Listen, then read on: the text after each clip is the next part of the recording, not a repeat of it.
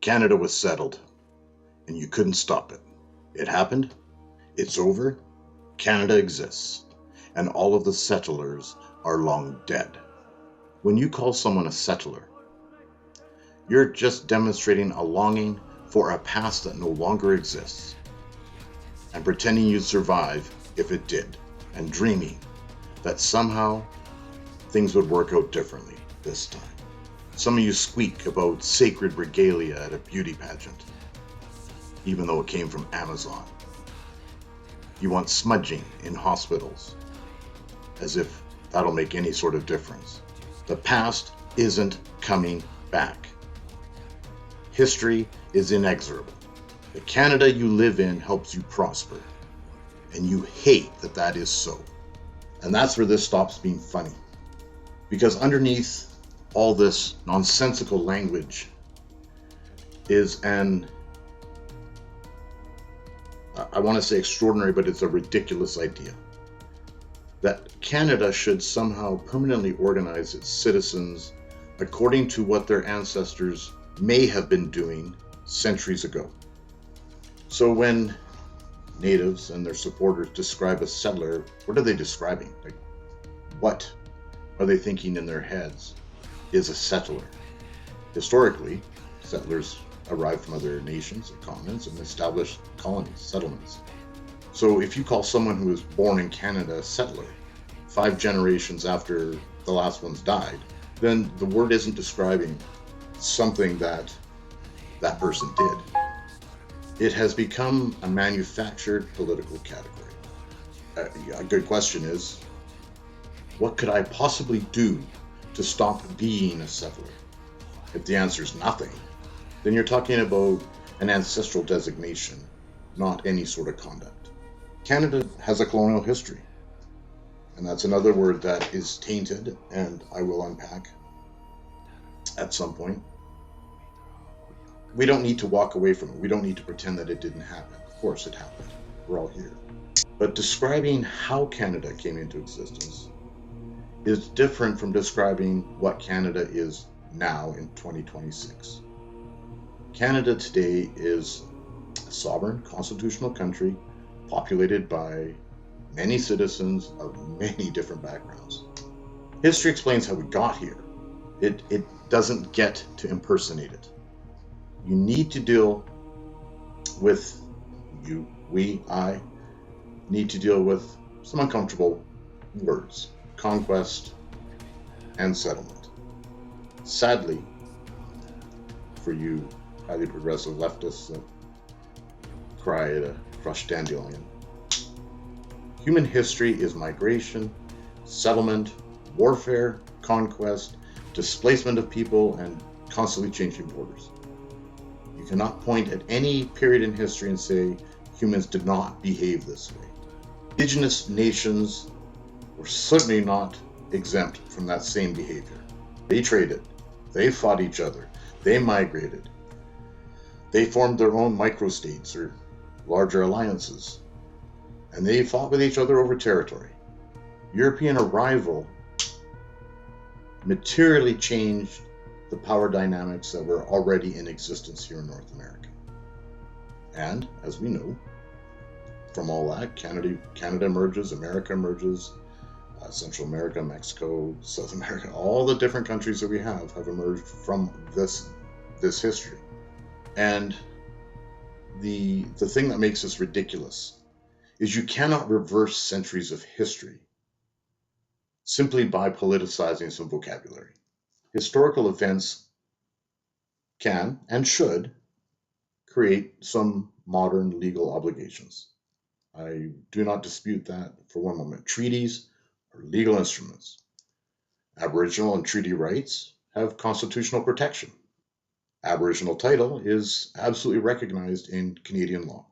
But none of that requires pretending that Canada itself doesn't legitimately exist. In fact, none of that would be possible unless Canada legitimately existed. So recognizing an obligation, a legal obligation, and more importantly, honoring it, is not the same thing as accepting some sort of permanent moral tendency. So, the word everybody loves to use is reconciliation. And it is the most misunderstood word and misused word in Canadian vocabulary in this day and age, in my sophisticated opinion. We have some legitimate claims, and that's fine. We'll define them, and we are. If land is owed, let's figure out what it is that's owed.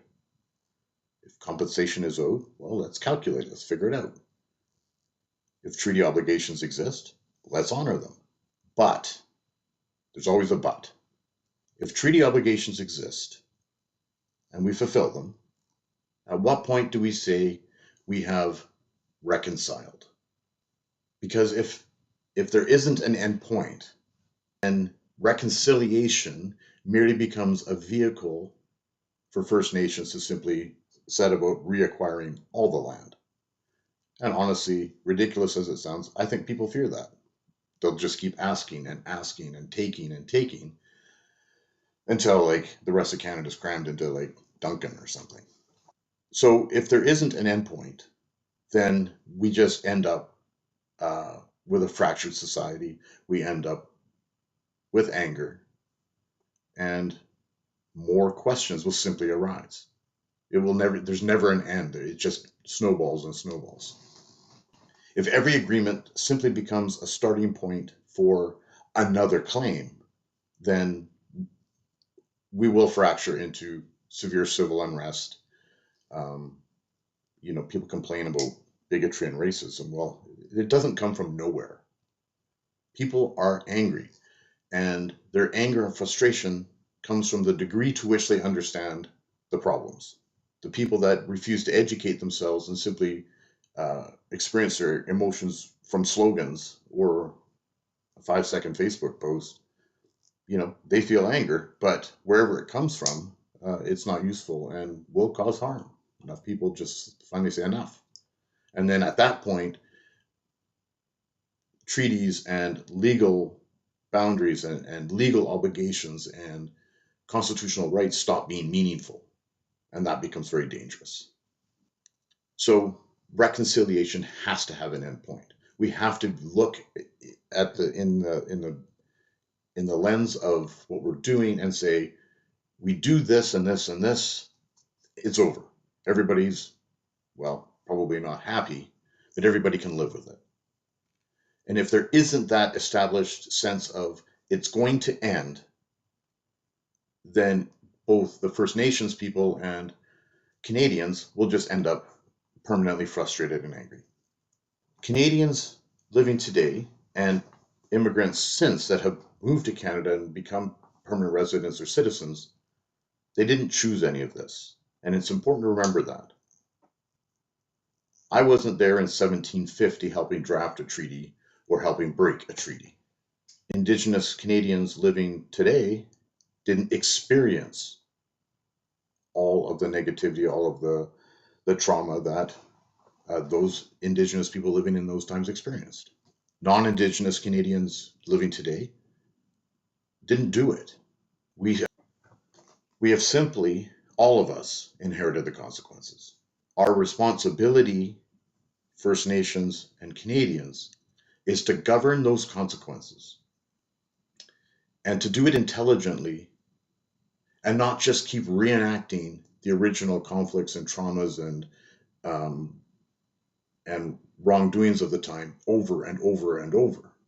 Historical identity cannot become a weaponized political sentence.